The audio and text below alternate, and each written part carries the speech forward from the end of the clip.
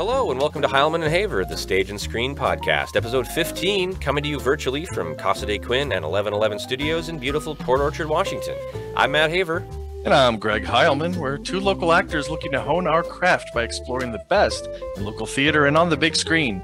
Each week we bring you entertainment news and views, celebrate classic Hollywood, enjoy cocktails with a Tinseltown twist, interview talented local actors and directors, and chat with industry experts from LA to the UK. This week is the first of a two-week series of episodes dedicated to music and film.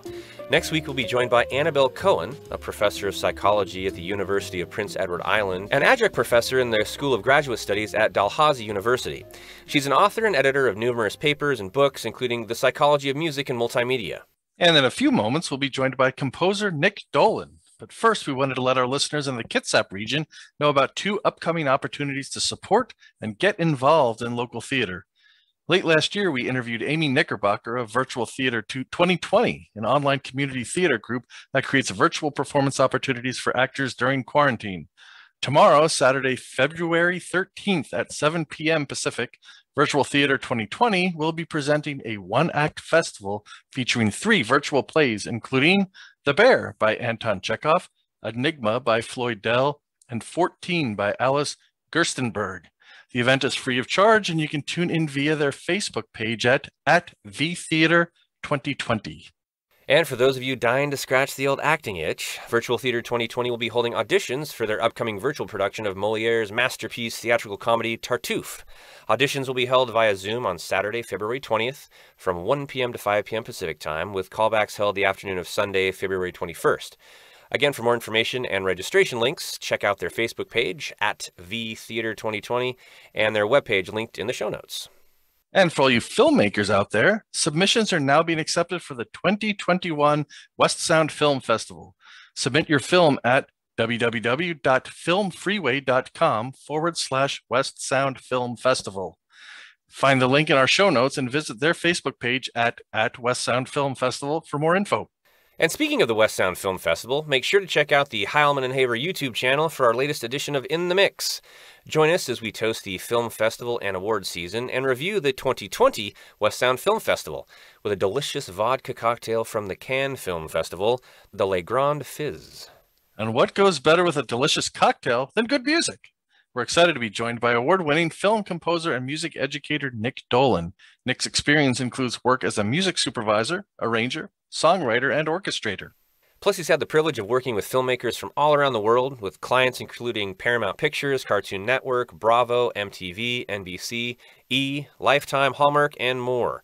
Nick has also been a speaker and guest clinician for the Portland Film Festival, and he joins us from his home in the City of Roses. Welcome, Nick. Welcome to the show, Nick. Thanks for having me. So, Nick, you obviously have a great love for music, or you wouldn't be doing what you're doing as a living. Did you grow up in a musical family? I actually didn't. Nobody in my family is musical. I'm kind of the only one. Is that right? Yeah, my younger brother is a little musical, but that's kind of more of a byproduct of me being musical. So how did you get the bug then? How did that all start? Because usually you see that with a lot. If you're in a musical family, it's kind of a natural progression. So how did you get started with music? Yeah, I honestly don't know. From, a very early age, I've just always had this weird obsession with music. It was always just kind of like, if there was music, I was happy. And even as a very, very young kid, like if I heard classical music, I would wave my arms in the air and pretend like I was conducting and stuff. And it's just kind of always been there. I don't know. I can't explain it. Interesting. Well, you've pursued music. You attended Berklee, and for our listeners who don't know, Berklee is a top-tier music school in the Boston area. In fact, my manager at work, his daughter just started at Berklee a year ago.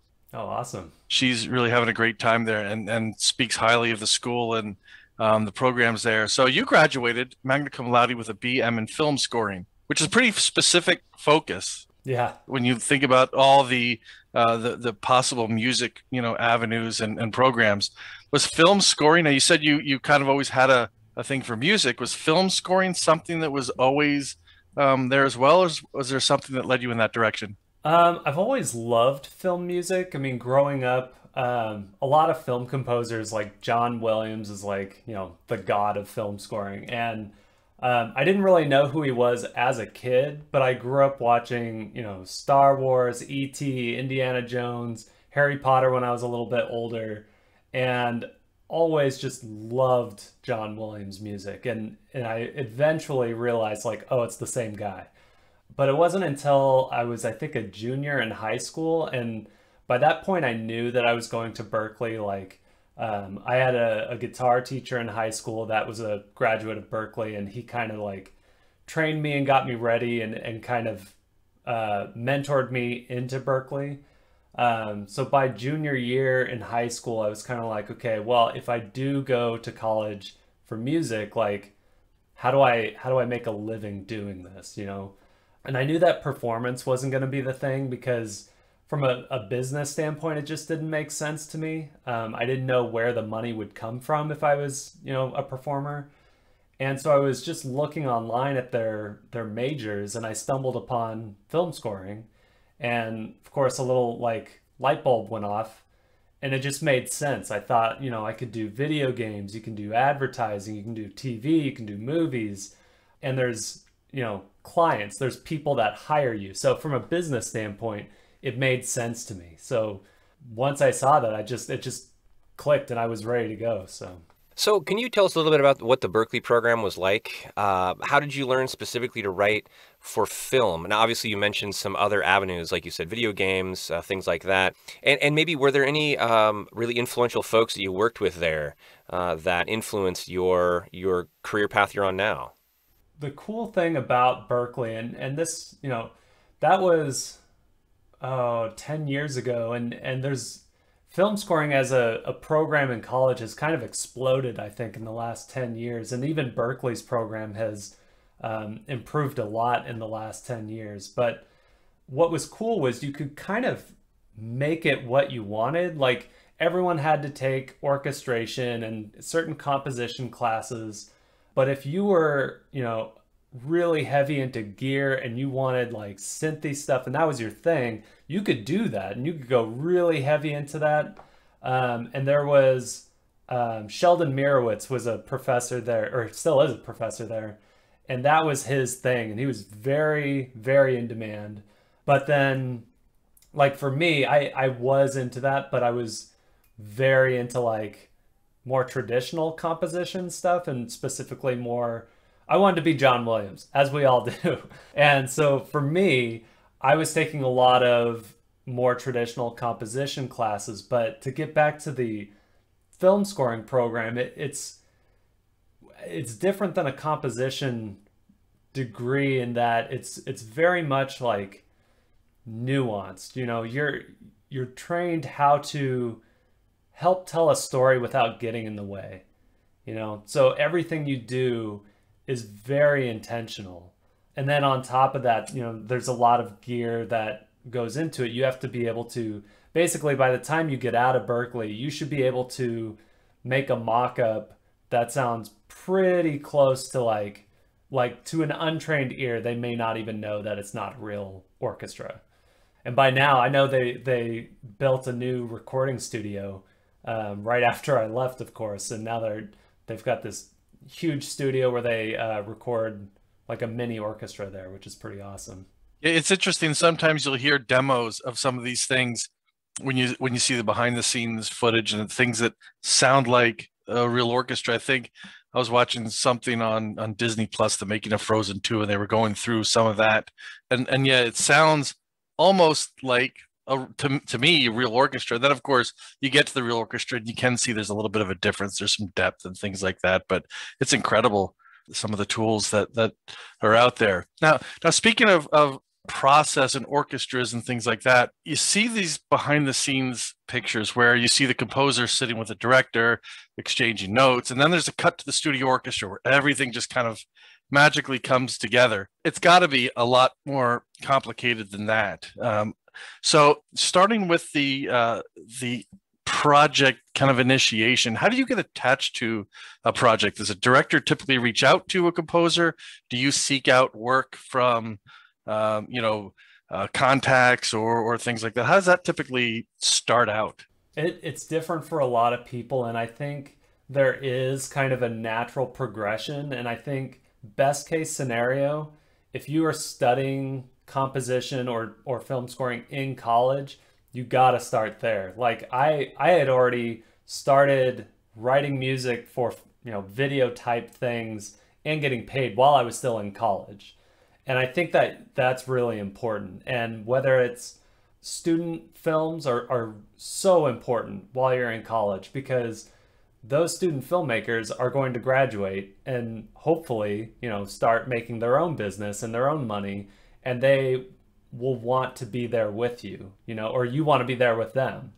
So while you're in college, student films are so big. And then when you get out of college, there are, years for most people and years for myself where you are just grinding and grinding and grinding and trying to meet as many people as you can. If you have, like, in Portland, there's kind of a mini film industry here. It's a little bit, well, quite a bit more advertising heavy, but we do have like a group of filmmakers that go and meet and have like cocktail hour and stuff. And so if you have a group like that in your town, going out and meeting people is also super important. But eventually, you'll get enough work to where you don't need to be looking for work quite as much. There's always going to be times where, you're looking on IMDb to figure out what's being made. There are various message boards and forums where you can check things out. But for me, relationships have always been super important. So after a few years of grinding hard for me, I would just go back to filmmakers that I had already worked with and said, hey, it's been a few months, a year, what are you working on now? And if they're not working on anything, then I might say, well, hey, I'm looking for work. I'm in between projects. If you know of anything, spread my name around to your friends if you can. And then, of course, best case scenario, your old clients just keep coming to you or referring you, which has happened to me over the last couple of years now, which has been really nice. So networking, obviously, is a big piece of it. So when you were in school and you were doing the student films, were these student films from Berkeley students, or were they, because it's being a music school, or were there other adjacent schools in the Boston area that you would work with, or other colleges? Yeah, Berkeley itself doesn't have like a film program, but they had the Rhode Island School of Design, I think is what it's called. I might be wrong, and I apologize to Rhode Island if I am. But they actually came and they had, gosh, it was like 20 filmmakers, I feel like. And they all showed us their films that they're working on. And after that, it was just like a mingle, and you just met with people and said, hey, your film was really cool. What's your vision for music? I remember I worked with filmmakers that were in school in New York, which was not far from Boston. But even 10 years ago, the internet was good enough that you could search around and find people all over the country. And nowadays, I mean, there's not really any excuse. Like I've worked with people in Canada and Europe, and you can find people anywhere. So once you signed on to a project, how does the process happen? How does it begin when it comes to the actual composition? That's what we'd really like to find out. Obviously, you need to work with the director on the theme of the film, match it up with their vision. Do you typically start composing before the filming commences? Do you wait to see a version of certain scenes, meet the actors, get a vibe before writing? Do you match the music to what's already happening? Or I really liked what you said, telling a story without getting in the way.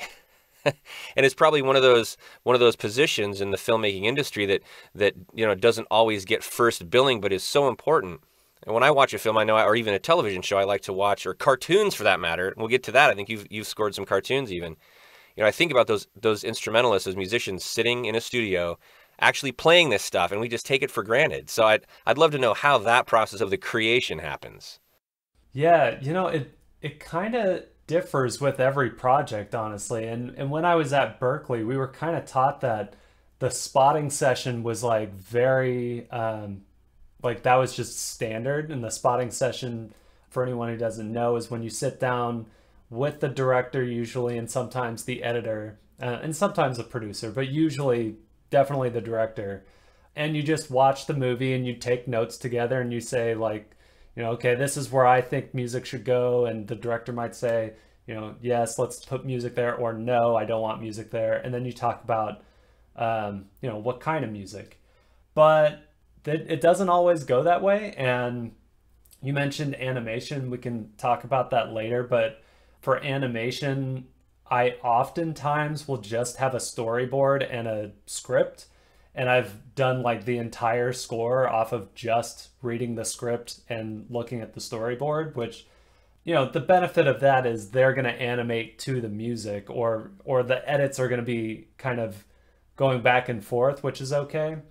Usually though, the film or the project is already mostly done. And ideally you're getting the final cut of the project, although it's almost never the final cut, even if they say it is.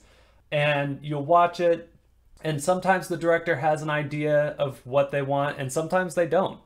And temp music, or music that's placed in there temporarily and then replaced with the composer, it's a heated topic in the film music world. Some people hate it and some people don't. I find that it depends on the project, as with everything. Like, if I'm working on a project that the turnaround is super fast, like 2 weeks, we gotta get this start to finish, I may not have time to spot, write, record, and edit by the time things need to get done. And when you first start, you may have an idea of what the music should be. And maybe in some universe you're right, but for that director's universe, it's completely wrong.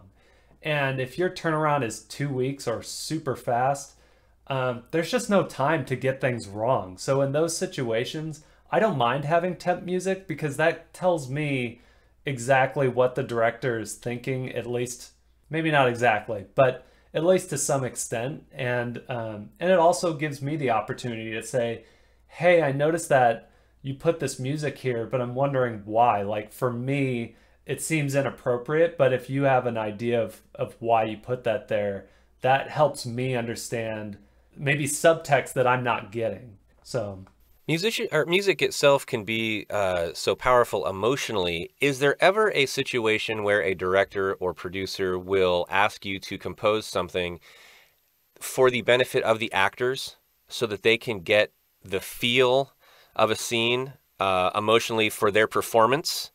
Yeah, that does happen sometimes. Not super often, and I've never done that. I've done things where, like, there's a dance scene and they needed, you know, specific music for that dance scene because everyone had to dance to the same way, or an actress is singing the actual song that you are writing at, you know, and they're on screen doing that, then obviously that song needs to be made for that scene before the scene is shot. I've never done it, but I know that there are some composers, especially like big, you know, Hollywood composers, who they will write music and then that music will be played on the set for the actors. I don't know how common that is, but I've heard that has happened. So as an actor, I would think that would be extremely helpful in some circumstances to nail those performances. Yeah.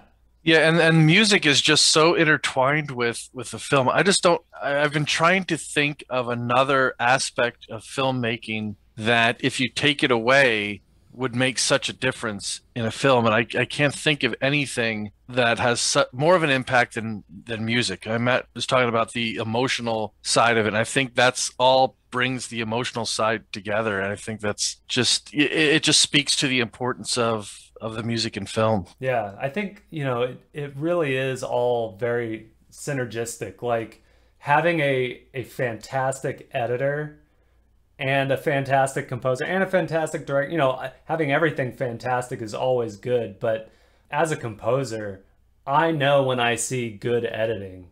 And when you have a good editor, it makes my job so much easier and so much better. And it makes the music better. So I think, like, yes, good music is so important to telling a story, but I think really when you get that, you know, strike gold moment in a project, it's a lot of things that just come together so well. So we talked before about Berkeley and one professor there and some of the influences. You've had the opportunity to work with a number of composers along the way in your career. Now, what have you learned from them, and how have they helped you, to shape you as a film composer? Yeah, I haven't worked with other composers directly quite as much, but I worked with one composer in LA. And probably the best thing that I took away from that was just the level of professionalism. It was kind of like he really made me understand where I need to set the bar for myself, and he was really about like making clients, making the directors feel like they're in the right hands, like they hired the right person. And that's not just the right music, but like it kind of goes to the business, which I know some people, don't like talking business, but it's about relationships. And when you go into a project and you make that director feel like, the director just gave you their baby. They've been working on this thing for years potentially. And you're one of the last people to put their hands on it. So for me, coming out of that was just really like, I need to make sure that every project that I'm on, the director, the filmmaker, producer feels like they don't have to worry about it. I've had obviously lots of friends who are also composers, and that's just fun. I mean, just talking to other composers who are also fantastic but are very different than you. You hear their music and you're just like, man, I would have never thought to do that. And the benefit of having them as friends is you can ask them, how did you do that? And they'll tell you. And that's a lot of fun. I think every composer that I know personally has a very different style, which is really fun to listen to. And, it's best when you try not to emulate each other. And none of us do, I think. Do you take influences from some of you mentioned John Williams. Do you take influences from some of your favorite composers and kind of mold that into your style? Yes and no. I think part of it is sometimes you don't have control over that. Like I mentioned temp tracks before, or temp music. Like if a director is really attached to their temp music and it's really working for them, that can be a really tough place for a composer to be in, because now you have to replace something that the director already loves. So sometimes your influence is the temp track, and a lot of people will listen to a score and be like, oh, they obviously ripped off so and so, and that may be true. They might have definitely ripped it off, but it may not have been the composer that made that decision. Even Hollywood composers, big name Hollywood composers, their temp music will be, their competitor. Someone, I mean, they're probably friends with them, and they may just be asked like, you need to get as close as you can. And that's just part of the gig. In terms of influence that is more like, for me, I try not to. I think John Williams is really important for me, but I also look at Jerry Goldsmith, and I also look at composers who are not film composers, like Stravinsky, another one who is a composer, Bernard Herrmann, but I don't try to sound like them. I try to, going back to setting that bar really high for myself, I try to look at John Williams, Jerry Goldsmith, Bernard Herrmann, even Stravinsky and Aaron Copland, and just say like, none of these guys would have settled for less than perfect for whatever that situation is. And so when I go into a project, it may not be perfect music. It may not even be my best music that I've done before, but I go into it thinking like, the orchestration is going to be exactly what I want it to be. I'm not going to settle for anything less than that. So I think in terms of influence, it has more to do with that than the sound. Yeah, you mentioned the temp music, and I have to imagine somebody who's in a situation where we'll take a movie sequel. We'll take Jurassic Park, right? So you had Jurassic Park, which I believe was also a John Williams composition, the original. And then we get to these new ones that I think Michael Giacchino, I think, did at least at least one of them, but you're almost having to try to copy that style from the original movies and transition. I can't imagine that's got to be an easy position to be in. Yeah, and sometimes they actually, I think probably more often, and those composers have the freedom to do this because they, are at the level that they're at. But I think of the Harry Potter franchise, which I think had 4 different composers. Started with John Williams. I think Alexander Desplat did at least 1, maybe 2 of them. He did the last 2, I believe. Yeah, and then there were 2 others that I'm blanking on. But each of those scores is slightly different. And if you go into it listening for those differences, they're there. And each of those composers brought their own sound to it. But obviously you have to have, the Harry Potter theme. You have to have all these motifs that John Williams put into there. But yeah, I think it's an interesting situation to be in for those composers coming in a sequel. Yeah, the constant challenge of the sequel.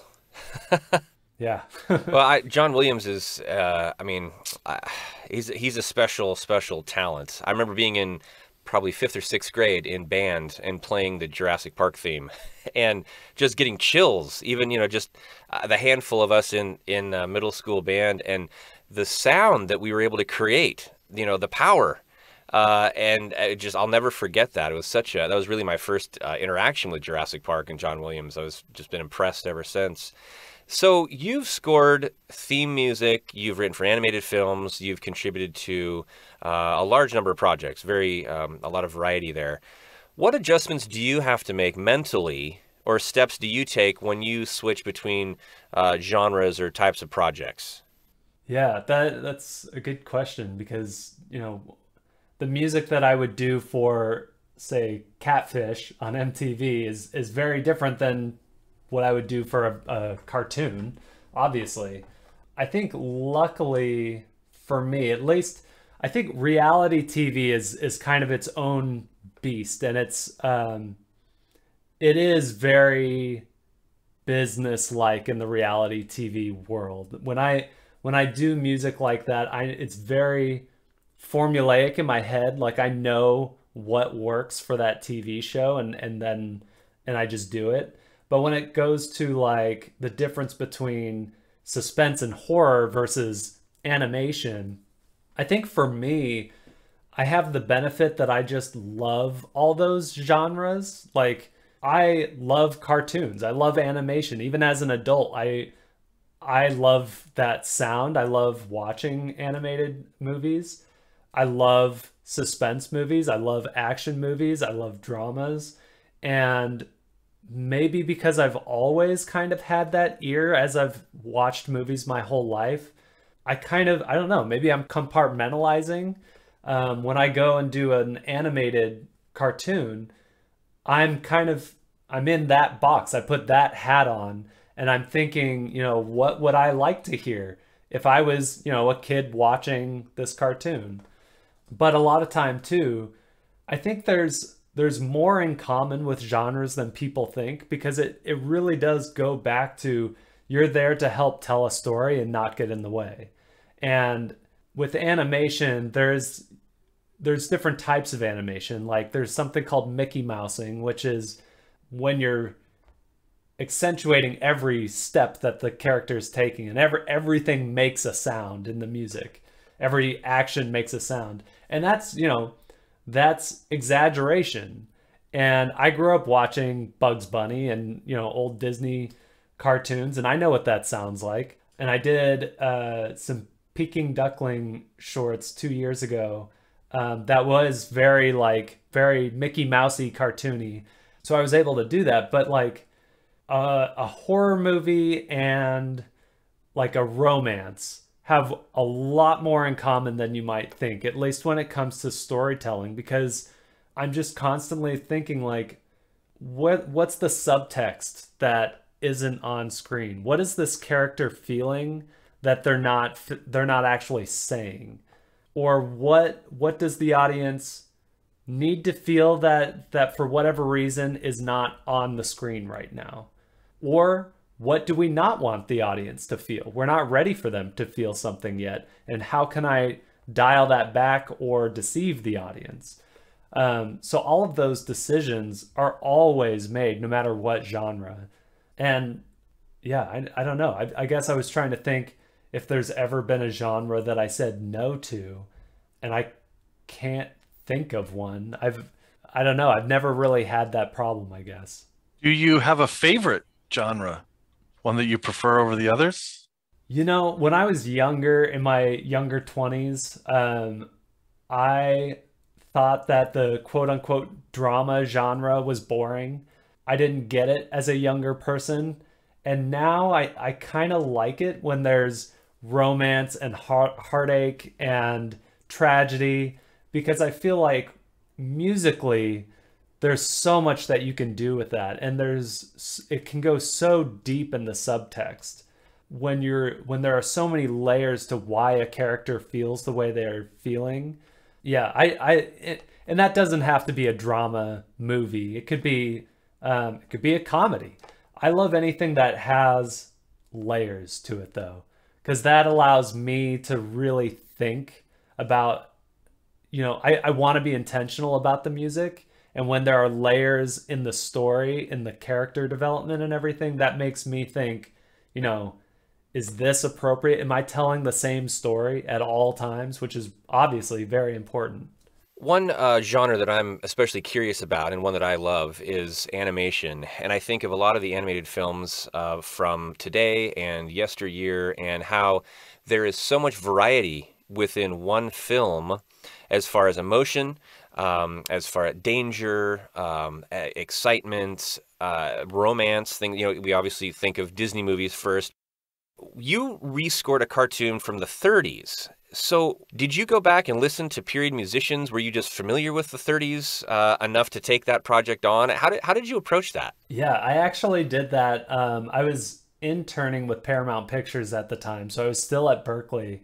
And that was it was like a side project that they asked me to do. And like I think I mentioned earlier, I grew up watching old cartoons. For whatever reason, I watched 1930s MGM cartoons. Like, I knew that style very well, but even by the time I was in college.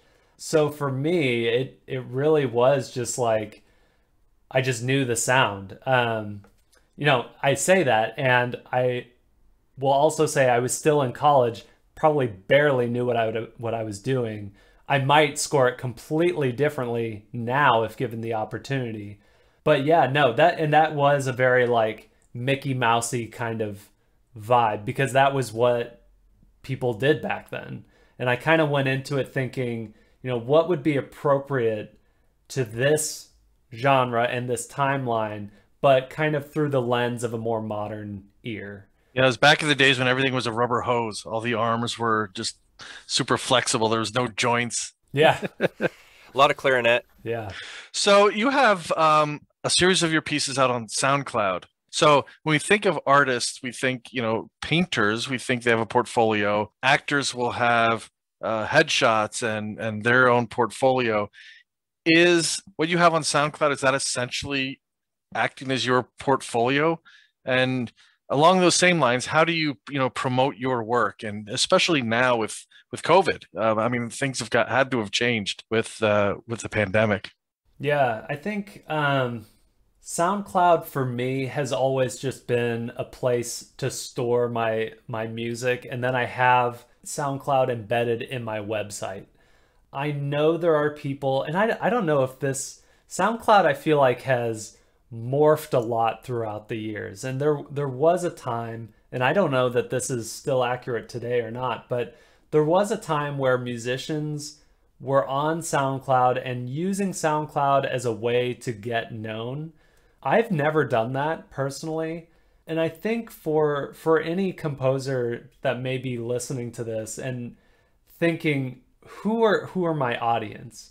And I went through a time earlier in my career where I was thinking, I have to have a Twitter and a Facebook and my music on SoundCloud, and it's got to be everywhere. And there's some truth to that, but eventually I realized that the people who are finding me on Twitter and Facebook, at least for me, and this may not be true for everyone, they weren't the directors, and I wasn't really making music to be sold outside of the project. I have, when there was, if a project had a following and they, for whatever reason, liked the music, I did make it available. But for me, SoundCloud has always just been kind of a way for me to house the music so that it's easy for people to listen to. I do think it's important for composers definitely to have a website.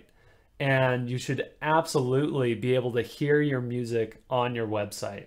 I get emails from young composers and people going to college and people trying to figure out where to go to college, or people graduating college and asking, how do you find work, and, what's the next step? And I always kind of have the same answer. And my answer is always just make good music and make it easy to find.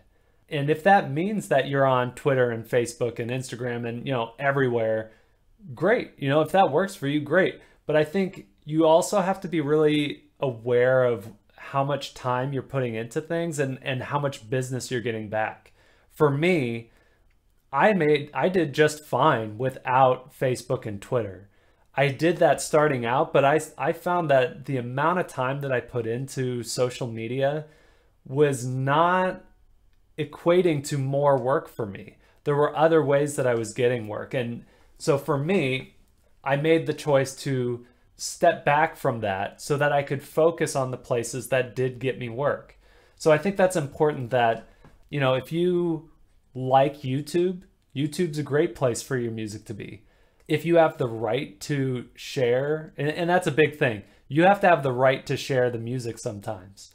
Independent composers like myself often can negotiate the right to keep your music. When you're working for TV, assuming it's not a licensing thing, but like actually writing for a TV movie or TV show, that's a work for hire. You don't own that music anymore. I've worked on, I did a mobile game for Cartoon Network a while ago, years ago. And I can't do anything with the music. I can't even have it on my website. And it's just because I don't own it. I was hired to make that music for Cartoon Network. It's theirs now. So, you do have to be careful about that. But yeah, to answer your question, I think having a website, being easy to find, whatever that means for you, be easy to find and have good music. Well, Nick, you're easy to find, and all of our listeners can find out more about Nick and his work on his website, nickdolanmusic.com. It doesn't get more simple than that, nickdolanmusic.com, and we'll go ahead and link that in our show notes below. Award season is upon us, and we'll be right back to talk more with Nick about some of his favorite award-winning songs and soundtracks right here on Heilman and Haver. Stick with us.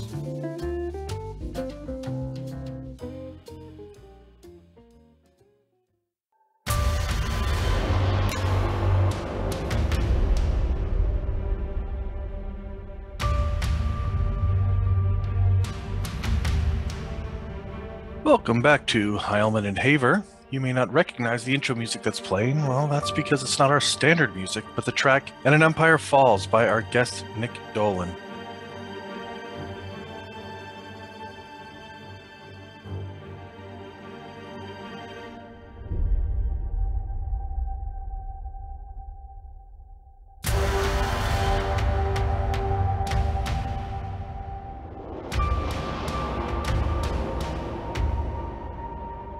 Today is February 12th, the birthday of Lorne Greene, best known as Ben Cartwright of the Ponderosa Ranch in Bonanza. Actor Josh Brolin, son of James Brolin, best known for Avengers Endgame and Infinity War, No Country for Old Men, and going back a few years, The Goonies. And we can't forget his turn as Cage in Deadpool 2. And Arsenio Hall, comedian, TV host, and man of many faces in the 1988 hit film Coming to America. Hall and co-star Eddie Murphy reprised their roles in a sequel set to release on March 5th of this year. And in Hollywood history, on this day in 1914, the silent film The Squaw Man, the story of a chivalrous British officer who takes the blame for his cousin's embezzlement and journeys to the American West to start a new life on a cattle ranch, was released. It was directed by Cecil B. DeMille and Oscar Apfel, and is commonly accepted as the first feature-length film shot in Hollywood. Well, we've just passed the unofficial start to awards season, which, like everything these days, is different this year than it has been, with most award shows being pushed back. One benefit is that we'll have more time to watch and listen to the nominees before the awards are handed out. And one of my favorite categories at the Oscars is Best Original Score. That's one of those I try to actually listen to each of them before the awards, make my own little uneducated guess and always get it wrong. But from your perspective as the expert among us, Nick, what makes a film score stand out above the rest? Well, if we're talking about awards, I have to say I'm right there with you with trying to predict who's going to win and then always being wrong. I don't know, from at least when we're talking about awards, I'm not quite sure exactly what an award-winning score could be, because there have definitely been times where I thought for sure so-and-so is going to win, and then they don't. And for whatever reason, whoever won, that score worked best for the judges. So I don't know. For me personally, it's always, does the music make me think? Does the music make me feel even when I don't want to feel? You know, it demands emotion. For me, that's the best score. We talked a little bit about John Williams. What composer stands out to you today? And is there a past winner of Best Song that you kind of hold up as the pinnacle that the industry is capable of? And please don't say My Heart Will Go On. Please. Oh man, I don't know about Best Song or Best Score off the top of my head. Composers today, there are just so many, and the thing about the awards is I actually don't watch them all that much, because what you see in the awards ceremony and the people who are nominated for awards is such a small percentage of all the composers that are out there and all the fantastic composers that are out there. I mean, there are just so many composers today. The big ones that are, Hollywood composers that I love, Alexander Desplat, he's been around for quite a while now, but he's fantastic always. Harry Gregson Williams, always good. But like I said, the reason why I don't watch the awards all that much is because I know that there are so many incredible composers that nobody ever hears about. One of my favorites most recently is, and I apologize if I get the name wrong, Ramin Djawadi.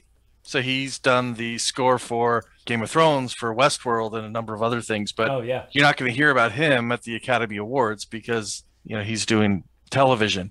And and along those same lines, there's, I'm sure, a number of composers and groups who have written scores that have been influential to the industry but don't necessarily get recognized. And one of those I think of off the top of my head is Daft Punk with Tron Legacy. It seems they got no love from the Academy, but yet you listen to soundtracks and scores, and there's hints of what they did in that movie all over the place, kind of sprinkled here and there. And is there any score or soundtrack in your mind that has that kind of influence that may not have gotten a lot of love from the Academy or critics? Oh man, probably a lot that I can't think of right now, but you're right. And part of that too is there are collaborations, like Daft Punk for Tron collaborated with Hans Zimmer. And, at this point, Daft Punk, well, I don't know, Hans Zimmer might actually be more famous than Daft Punk nowadays. I don't know. But yeah, I mean, that's the thing. You just never know. I mean, and that's why I don't pay attention too much to it, just because I know what I think is good. And, there have been best scores that have won that I thought I wouldn't have even judged personally. No offense to those composers, they're all fantastic, but there are times where you just don't get it for whatever reason. Yeah, again, and this is been a consistent thing we've had movie critic on, and we've had some other guests we've talked awards with, and the awards are more, I guess, for the fans than anything, you know, as far as a spectacle to watch. That the most of the people in the industry, to a person, have the exact same opinion that you do. We don't watch them. It's not a true viewpoint of where we are in the industry, or what's better or what's not. So, do most Hollywood composers work within specific genres, or do they apply their skills to multiple styles of music? For example, would the same composer be inclined to score a Western, then move to, say, a spy thriller, James Bond film, then a Pixar film? Or do you find that a lot of these guys start to specialize when they hit that level? Well, I think oftentimes the director, especially with the Hollywood composers, they probably know exactly who they're going to get for that movie, or at least they might have a couple composers in mind. And like, I'm thinking of Hans Zimmer has done so many different types of movies, and so many movies. I mean, he does a ton of movies. And what he did for Tron is very different than what he did for, let's say, The Holiday. I'm trying to think of something very different. The Holiday is a romantic comedy. Very different than Tron. But Hans Zimmer has a sound, but he has a process, which I think is more important. Hans Zimmer is very experimental.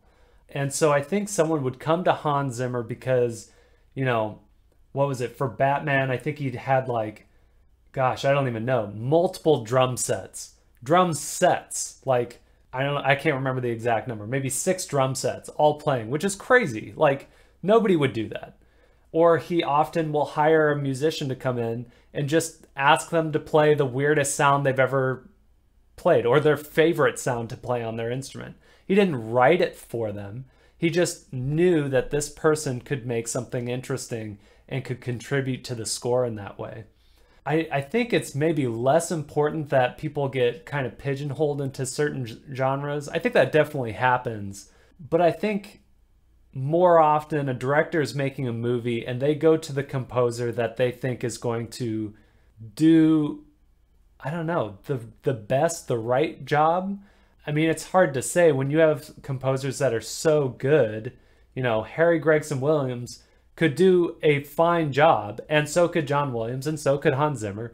They could all do the right music, but there's only one real right music. So I don't know if that answers your question or not.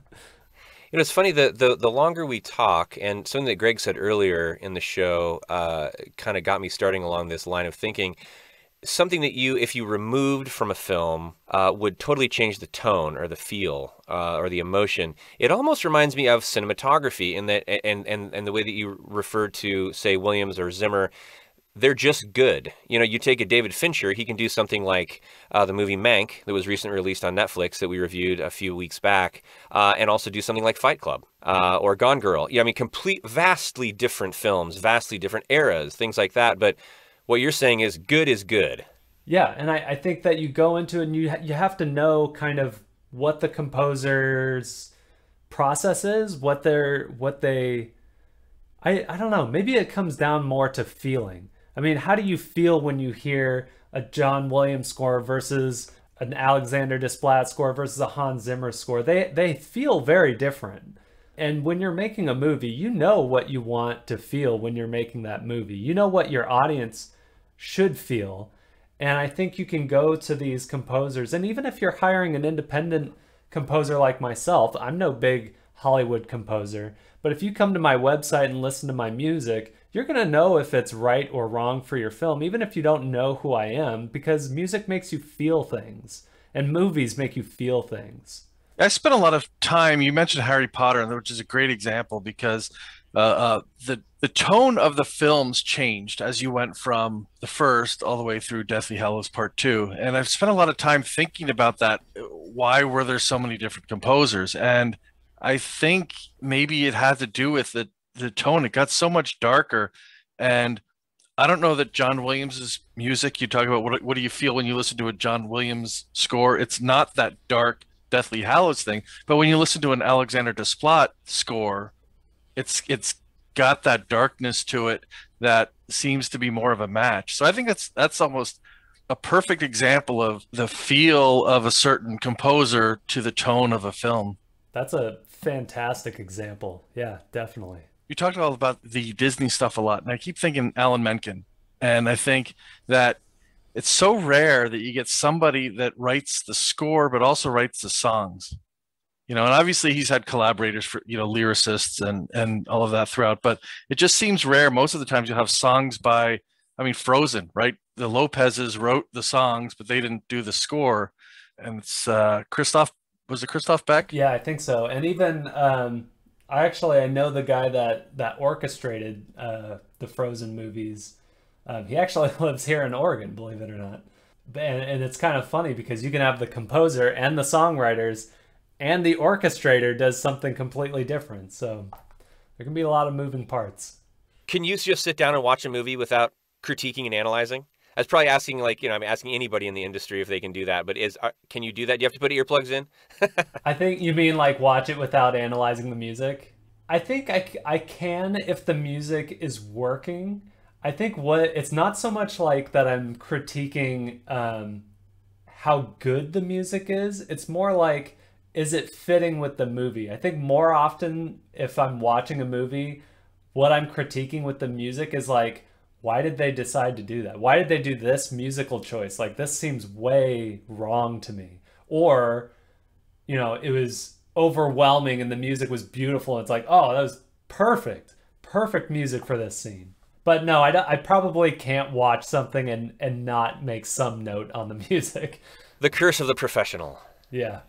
Well, Nick, we've learned an awful lot, and we've just barely scratched the surface. So we'll definitely have to get you back on and talk more about all things musical that go into these films. But we sure appreciate your time and your expertise today. Yeah, thanks for having me.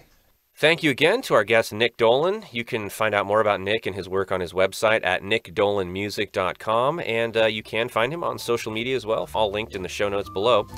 Join us next week, Friday, February 19th, when we'll welcome Professor Annabel Cohen, a specialist in music psychology and film. And don't forget to check out Virtual Theater 2020's One Act Festival tomorrow, Saturday, February 13th at 7 p.m. Pacific. And remember, tell your friends that Heilman and Haver can now be heard every week. You can find us on iTunes, YouTube, Amazon Podcasts, iHeartRadio, and Spotify. And if you enjoy the show, make sure to follow us and share the podcast with that friend. We'd love to hear from you, so please join the conversation on Facebook and email us with thoughts and comments at heilmanandhaver@gmail.com. And until the footlights come back up, thank you for supporting local theater and for joining us on Heilman and Haver.